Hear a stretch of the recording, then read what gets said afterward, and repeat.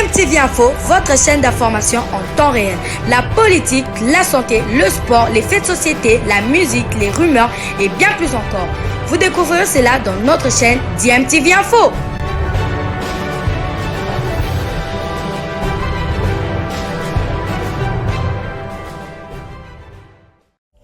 Vous êtes sur DMTV, bonjour ou bonsoir, tout dépend de l'heure à laquelle vous nous suivez. Tout plaisir est pour nous de vous retrouver, mais surtout de savoir que vous êtes nombreux en train de suivre votre chaîne YouTube DMTV. DMTV qui vous propose l'actualité, vous propose également des analyses et des réflexions sur des sujets d'actualité, sur des faits sociaux, tout simplement sur des réalités que nous observons ici chez nous en République démocratique du Congo. Time is up, c'est l'heure de notre tour d'horizon, un tour d'horizon qui nous permet d'échanger avec vous sur l'actualité concernant certains de nos internationaux ou des binationaux qui se sont illustrés. Alors nous vous proposons aujourd'hui ce tour d'horizon pour faire un zoom sur la prestation de nos internationaux et surtout en ce qui concerne la compétition européenne interclub, notamment en Europa League et en Europa League Conférence.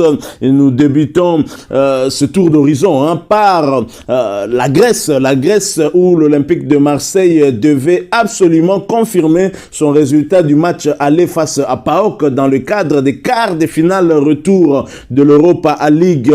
Réussite pour l'international congolais Cédric Bakambu et son club qui se sont qualifiés de la plus belle des manières pour les demi-finales. L'international congolais Cédric Bakambu et l'Olympique de Marseille ont battu PAOK Salonique 1-0 hier jeudi 14 avril 2022 au Tumba Stadium. Cela en quart de finale retour de la Ligue Europa Conférence.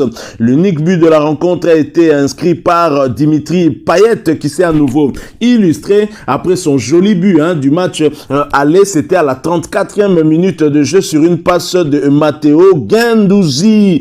Titulaire, Cédric Bakambu n'a pas joué toute la rencontre puisqu'il a dû céder sa place à Under Genghis qui, à la 72e minute de jeu, victorieux à l'aller 2-1 au Vélodrome, les Phocéens se qualifient pour les demi-finales et vont matcher les Hollandais de Feyenoord. L'autre affiche va opposer l'AS Rome qui s'est qualifié aussi après son nul au match aller et qui va donc en découdre avec Leicester à City dans Angleterre.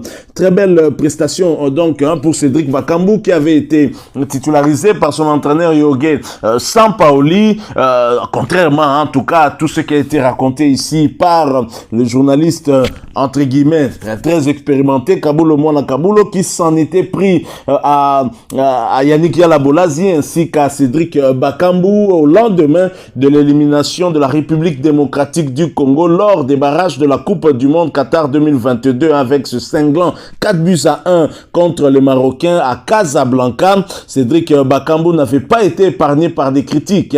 Il a même subi au-delà des critiques des insultes de la part d'un journaliste pourtant que l'on connaît expérimenté. Et la réponse à tout cela, c'est certainement ces prestations qui s'enchaînent aussi et surtout en Europa League, en conférence avec son équipe de l'Olympique de Marseille. Et la confiance qu'il obtient de la part de son entraîneur Jorge Sampaoli témoigne aussi de l'importance qu'a ce joueur dans l'effectif phocéen. Et voilà donc tout ceci est pour contredire ce journaliste qui s'en était pris aux joueurs de Léopard et qui aurait pris en tout cas une décision de s'éloigner de la sélection, même si rien n'est encore officiel, mais beaucoup d'observateurs qui ont lu entre les lignes comprennent que Cédric Bakambu s'éloigne peut-être de la République démocratique du Congo après la déception, après des insultes.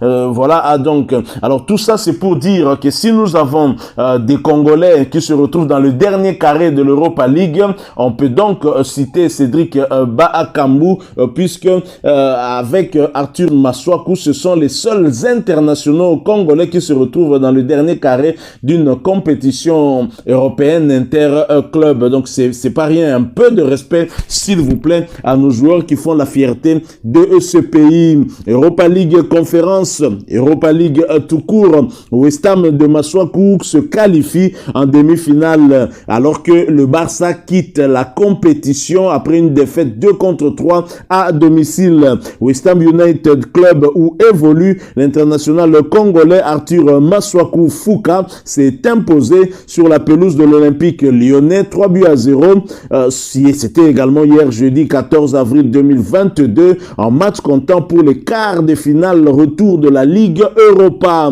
Craig Dawson a ouvert le score à la 38e minute de jeu sur une passe de Pablo Fornals et avant que Declan Rice n'inscrive le deuxième but juste avant la pause.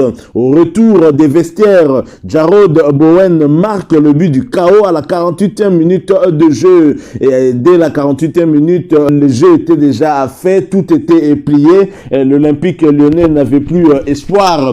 Remplaçant, Arthur Masuaku a ciré le banc jusqu'à la fin de la rencontre. Après le nul d'un but partout réalisé à Londres, les Hammers arrachent leur ticket qualificatif pour les demi-finales et vont affronter l'Eintracht Francfort, tombeur du FC Barcelone à domicile au Camp Nou sur le score de 2-3. Il faut rappeler qu'Eintracht Francfort menait sur le score de 0-3 avant de voir un FC Barcelone terminer ce match en tout cas en puissance, mais n'a pas réussi à inscrire le troisième but qui aurait permis à cette équipe de jouer les prolongations. Le Barça s'est fait éliminer à domicile 2-3 par Francfort, 9e de Bundesliga.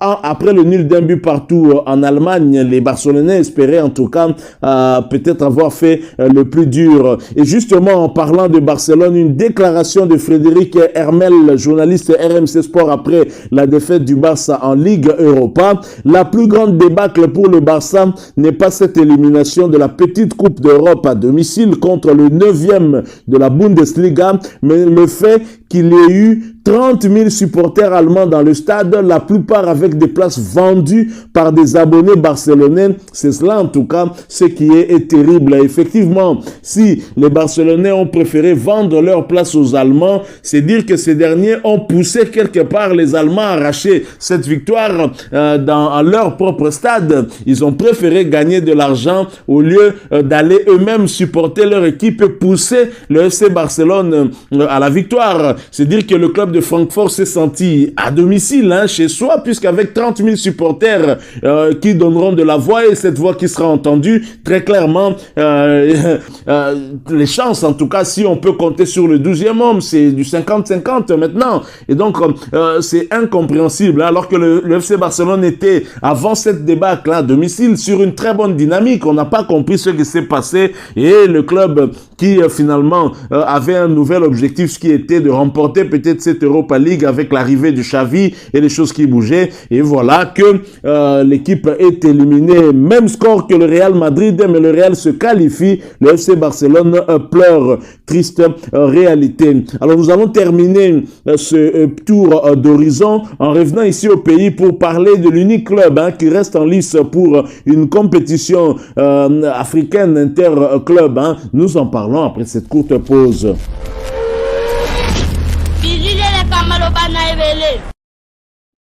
En République démocratique du Congo, le tout-puissant Mazembe, l'unique représentant du pays en compétition africaine interclub, la coupe de la CAF s'est déjà envolée depuis le mercredi 13 avril pour le Caire pour y affronter Pyramide FC dans le cadre des demi-finales de la coupe de la CAF.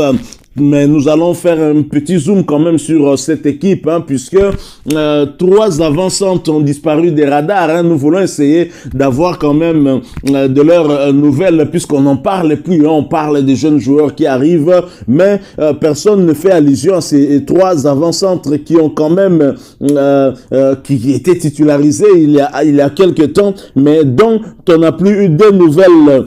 En dépit de l'arrêt du championnat national, le tout-puissant Mazembe poursuit tout de même sa saison en disputant la coupe de la CAF.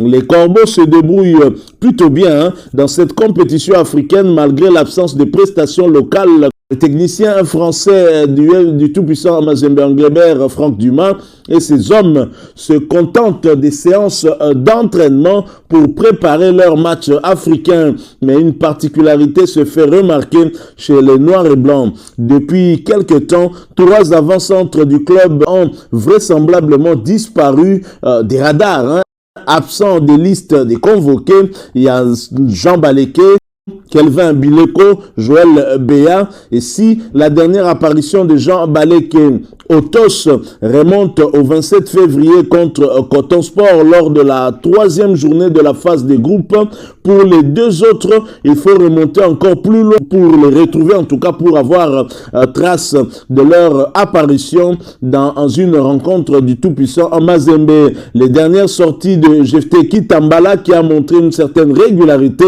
ont bouleversé les plans du technicien français. Il fait désormais confiance au jeune attaquant congolais qui est sorti presque de l'anonymat. On ne le connaissait pas trop. Le jeune Ki Tambala, il y a quelques semaines, des sources au sein du club ont confirmé que Baleké et Bileko ainsi que Béa effectuaient des séances spécifiques avec le staff technique afin d'être plus efficaces lors de leur retour sur le terrain, à un poste où la concurrence est désormais très très rude.